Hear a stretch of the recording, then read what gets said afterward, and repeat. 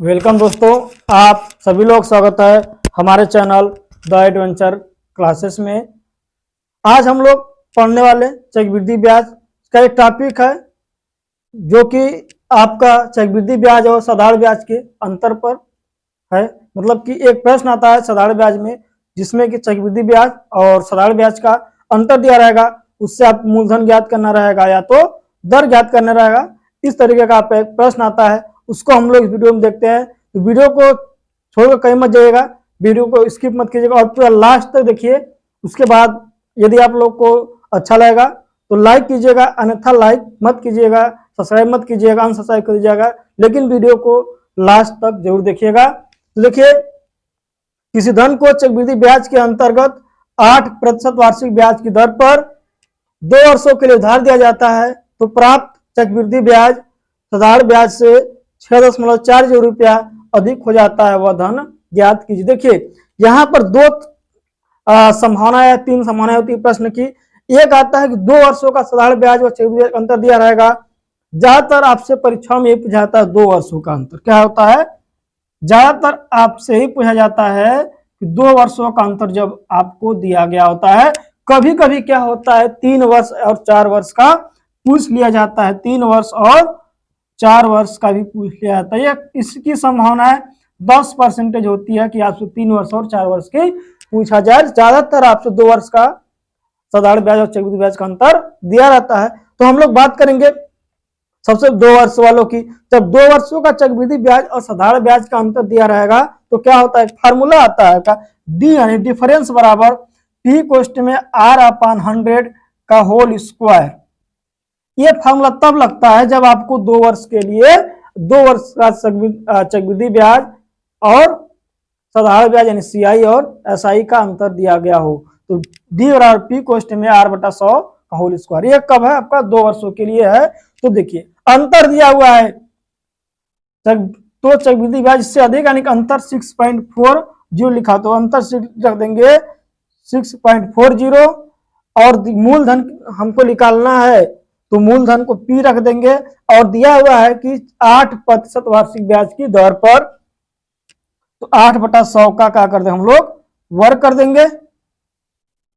P गुणे 64 हो गया और ये कितना 2 जीरो है तो क्या हो जाएगा 4 जीरो, इधर जाकर के वर्ग हो जाएगा तो 2 जीरो तो हट जाएगा, ये 2 जीरो से 2 जीरो हटेगा और 2 जीरो का हो जाएगा बढ़ जाएगा 6400 हो जाएगा। क्या हो जाएगा 6400, ठीक, बराबर का हो जाएगा 64 गुणे P।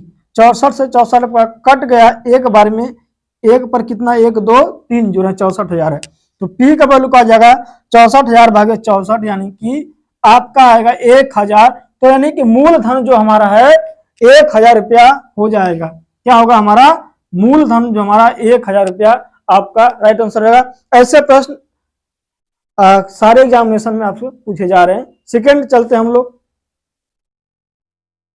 दूसरा प्रश्न है कि 15,000 रुपया की राशि पर 2 वर्षों के लिए चक्रवृद्धि ब्याज तथा साधारण ब्याज, चक्रवृद्धि ब्याज साधारण ब्याज एक ही ब्याज दर पर 8% वार्षिक दर पर 96 रुपया का अंतर है। तो मान गया, देखिए 15,000 रुपया का 2 वर्ष के लिए चक्रवृद्धि ब्याज और साधारण ब्याज का अंतर जो है 96 रुपया है। तो ब्याज की वार्षिक दर ज्ञात कीजिए। क्या दोनों का दर बराबर है, ज्ञात करना।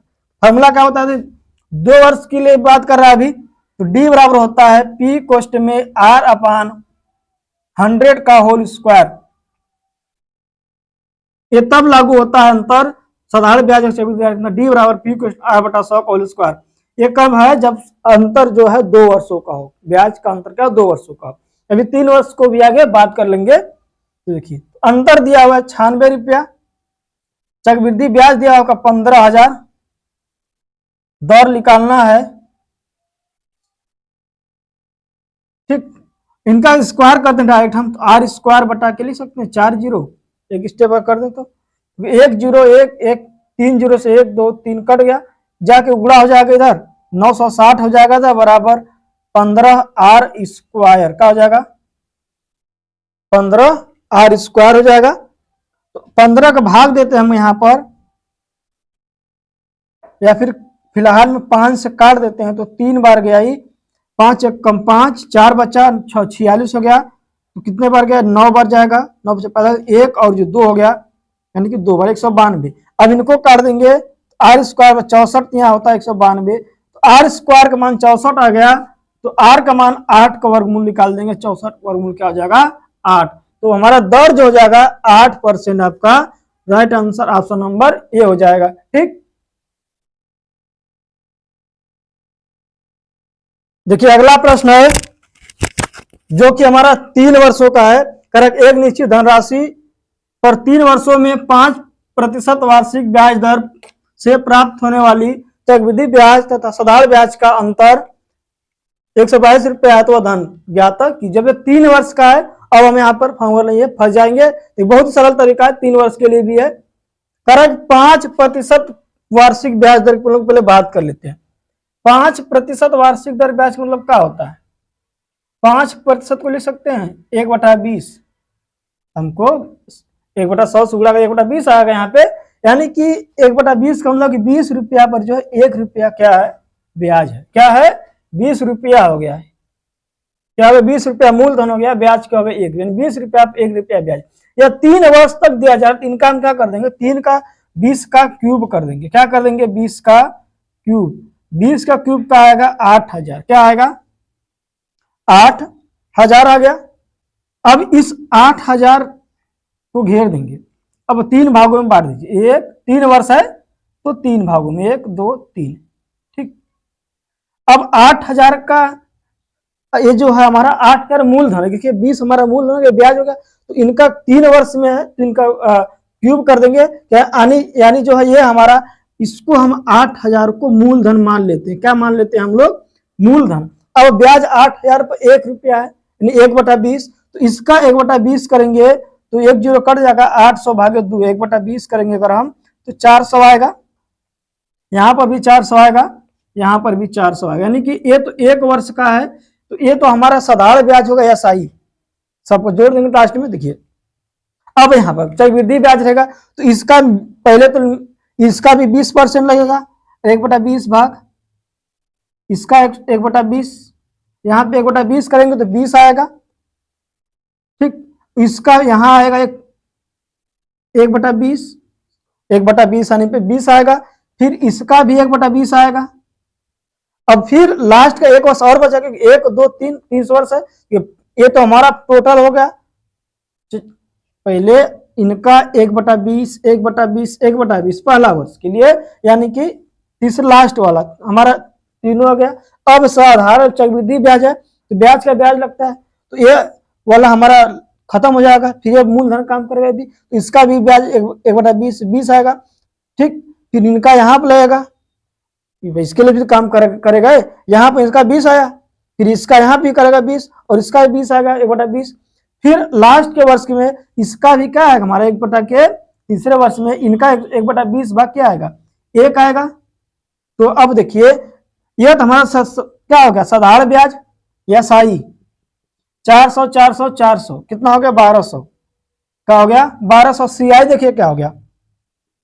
सीआई मतलब कंपाउंड इंटरेस्ट। कंपाउंड इंटरेस्ट में तो ये तो रहेगा ही, प्लस ब्याजों का ब्याज ये भी जुड़ जाएंगे। 20 20 40 20 60 और 1 61, यानी कि 1261। क्या हो गया? 1261। अब अंतर जो है कितना यूनिट है? हम सब यूनिट में आ रहा है ना कि ठीक, अंतर कितना है? 61 यूनिट। क्या? 61 यूनिट आ गया। और ये 61 यूनिट जो है 122 रुपया क्या है? बराबर है। ये तो 122 बराबर है। यदि 61 यूनिट जो है 122 के बराबर है, तो 1 यूनिट कितना है? 61 में 122 2 के बराबर होगा। तो हमारा मूलधन कितना है? तो हम 8000 माने थे। 8000 यूनिट, 1 यूनिट बराबर 2 रुपया है। 8000 यूनिट कितना हो जाएगा? 8 गुना के 16। तो धनराशि क्या हो जाएगी? 8000 गुणे 2, यानी कि 16000 रुपया आपका आंसर हो जाएगा। तो धनराशि हो जाएगी हमारा 16000, जो कि ऑप्शन नंबर बी में दिया हुआ है। ठीक, क्या करना है इन सवालों में? अपने से देखना पहले कि क्या दिया हुआ है। 5% तो 5% लिख सकते हैं बटा 20, यानी कि 20 आपका मूलधन, 1 का हो गया ब्याज। अब ये 3 वर्ष के लिए दिया गया है, तो इसका क्या कर लीजिए? क्यूब कर लीजिए। तो हमारा ये मूलधन का, ये मूलधन है 3 वर्ष तक है, इनका क्यूब कर देंगे तो 8,000 रुपया। अब हम इसको 8,000 यूनिट मान लेंगे मूलधन। मूलधन क्या है? 8,000 यूनिट है। क्या है? 8,000 यूनिट है। ठीक, अब इसका 1/20 भाग ब्याज लग रहा है, 1/20 ब्याज लगेगा तो 400 आया, यहाँ भी 400। इनको 3 भागों में, 3 वर्ष का 3 भागों में क्या करिए मैंने बांट लिया था, हर जगह 400 आ गया। अब ये तो खत्म ब्याज वाला सिंपल वाला। अब कंपाउंड तो लगेगा इस पे, तो पहले वर्ष में यहाँ भी लगेगा 20, इस पर भी लगेगा, इस पर भी लगेगा, तीनों पे लगेगा 20 20 20।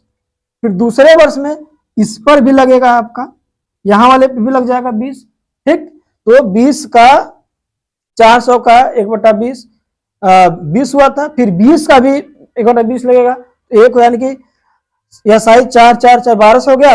आपका कंपाउंड का हो गया 1200 प्लस 20 20 40 20 60 61, यानी कि 1261 हो गया। अब अंतर कितना है? 61 यूनिट हुआ। देखिए अंतर हो गया। अब ये 61 यूनिट जो 122 का अर्थ 1 यूनिट 2 बराबर हो गया। और मेरा मूलधन कितना माना था मैं? 8,000। तो टोटल मूलधन कितना हो जाएगा? 16,000 रुपये आपका राइट आंसर हो जाएगा। अगला प्रश्न देखिए, ये भी 3 वर्ष के लिए ही है, इसमें वही पैटर्न है।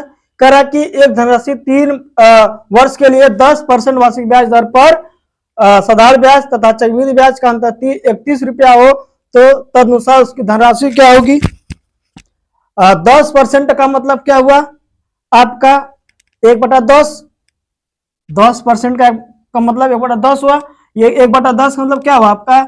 10 आपका मूलधन है, 1 रुपया का है ब्याज, मतलब 10 रुपया आप 1 रुपया ब्याज मिल रहा है।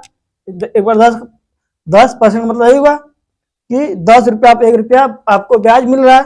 तो आपका मूलधन कितना होगा? 10 हो गया। अब देखिए 3 वर्ष के लिए दिया गया, तो 10 का क्यूब कर लेंगे, क्या आएगा? 1,000 आ जाएगा। अब इसको जो है 3 भागों में बांट दीजिए, 1 2 3 खड़ी पाई घी दीजिए। अब कितना है? 1/10 का ब्याज लग रहा है कोई, तो हर पे 1/10 का हर साल 1/10 ही लगेगा, पहला साल दूसरा साल और तीसरा साल, सब पे 1/10 ब्याज लगेगा। इनका 1/10 कितना हो जाएगा आपका? 1,000 का 1/10 100 हो गया, यहां भी 100 हो गया, और ये भी क्या हो गया? 100। अब अगले वर्ष में जो है, पहला वर्ष में हो गया, अगले वर्ष में इनका भी लगेगा। 100 का 1/10 क्या होगा? यहाँ पे, यहाँ पे नहीं लगेगा, यहाँ पे क्या होगा? 10 हो गया। ठीक, फिर यहां पर भी 10 हो गया, ये तो खन्ना याद नहीं लगेगा। अब फिर जो है तीसरा वर्ष में इसका भी लगेगा। अब तीसरा वर्ष में 10 का भी 1/10 लगेगा। 10 का 1/10 कितना होता है? 1 होगा। तो यहां से हमारा एसआई मतलब सिंपल इंटरेस्ट क्या निकला? ये वाला आपका एसआई हो गया तीनों। ठीक, तो 100 कितना हो गया? 300। सीआई मतलब सिंपल कंपाउंड इंटरेस्ट कितना होगा? ये 300 तो रहेगा ही, प्लस ये भी लगेगा। यहाँ 10 के बाद एक आएगा, सॉरी, हाँ 10 है फिर एक आएगा। ठीक, क्योंकि यहाँ 10 हुआ, इसका 10, फिर यहाँ भी इसका भी क्या करेगा? 10 लगेगा। तो 10 10 20 30 31 हुआ, यानी कि 331 हो गया। अब इनमें अंतर कितना है? देखिए हमारा क्या यूनिट ले है सब कुछ, हम मूलधन जो है 1,000 यूनिट है, अंतर कितना आ रहा है यहाँ पे? 31 यूनिट का, 31 यूनिट, और ये अंतर 31 यूनिट जो है 31 रुपया के बराबर, यानी कि 1 रुपया जो है 1 यूनिट के बराबर है। तो धनराशि कितना हमारा है? 1,000 यूनिट है। कितना? 1,000 यूनिट है, जबकि 1 यूनिट और 1 रुपया, तो धनराशि का हो जाएगा 1,000 गुणे 1, यानी कि कितना आएगा हमारा? 1,000।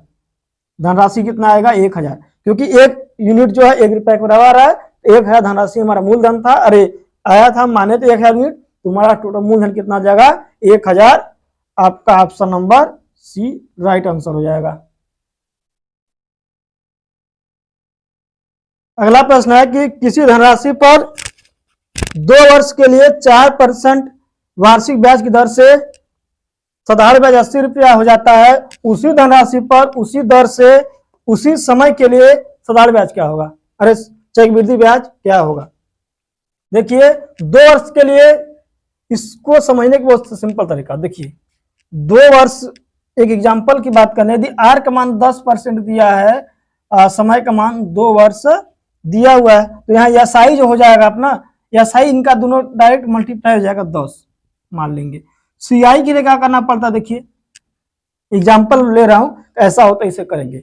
सीआई रहे तो क्या करना पड़ेगा, मतलब कंपाउंड इंटरेस्ट, सबसे पहले आर का वर्ग कर देंगे, 25 आएगा तो 0.2 अंक पे लगा देंगे, ऐसे लिख देंगे, ठीक, 25.2 अंक पे लगा देंगे, फिर इन दोनों का कर देंगे वर्ग, ऐसे करना होता है।